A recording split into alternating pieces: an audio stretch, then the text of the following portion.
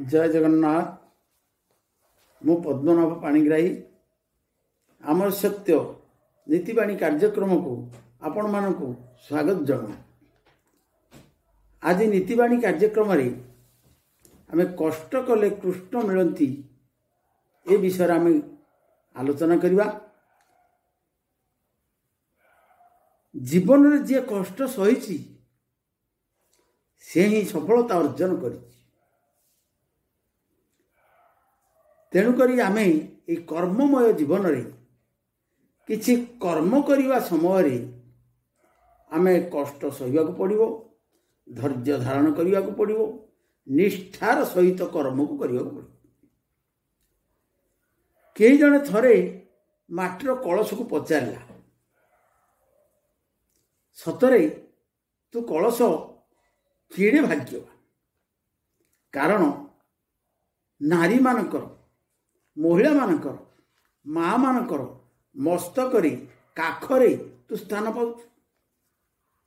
कलश टिके हसीदेला, हसी हसी कहला, तुम्हें कौन मो भली कष्ट पाइछ, तुम्हें कौन मो भली धैर्य धरिच, तेणु कौन है मोर उन्नति देखी मोर भल देखी तुम बोधे सही पारना, ईर्ष्या करुछ।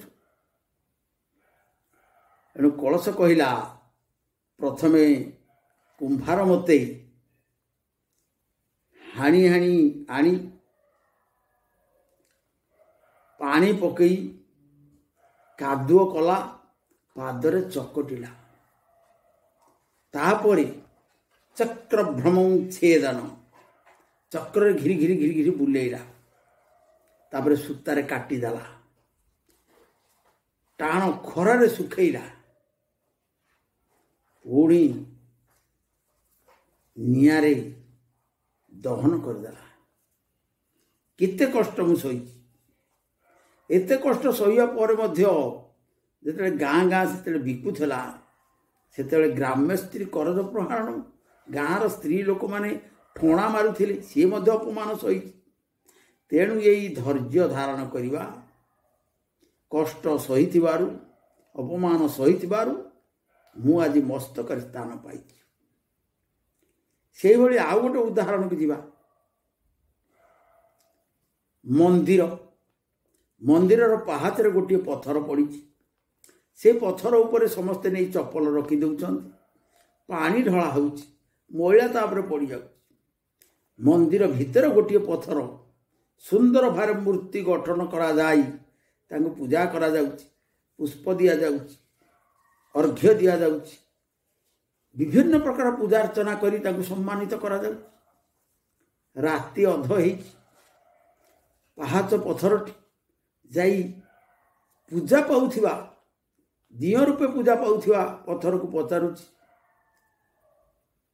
शिल्पी गोटे पर्वतरू गोटे स्थानरू तोते आ मोते आनिला, दुहे गोटे स्थानर पत्थर,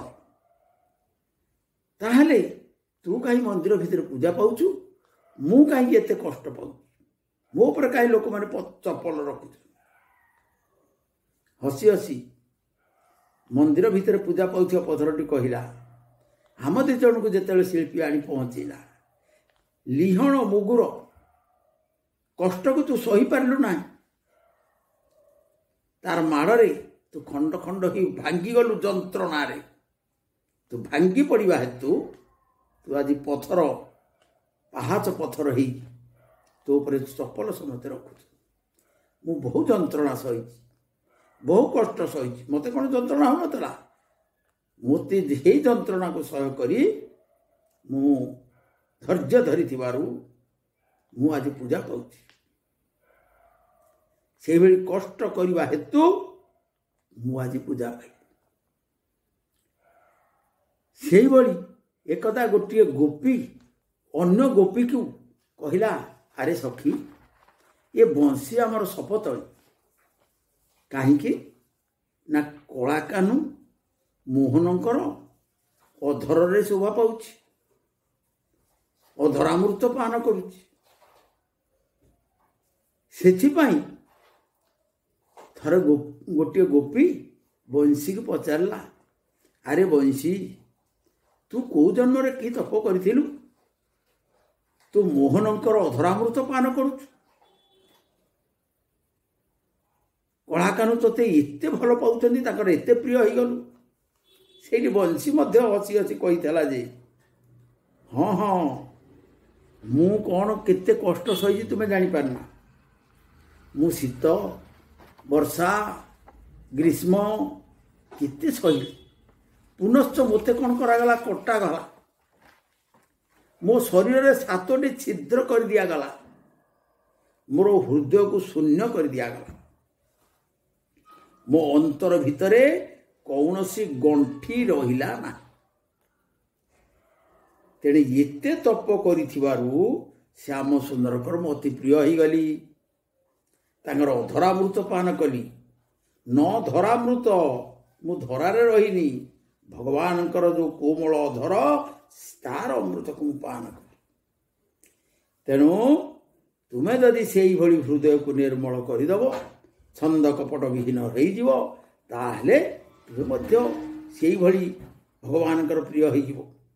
ନିର୍ମଳ ମନ ଜନ ସୋ ମୋହି ପାୱା, ମୋହି କପଟ ଛଲ ଛିଦ୍ର ନ ଭାୱା।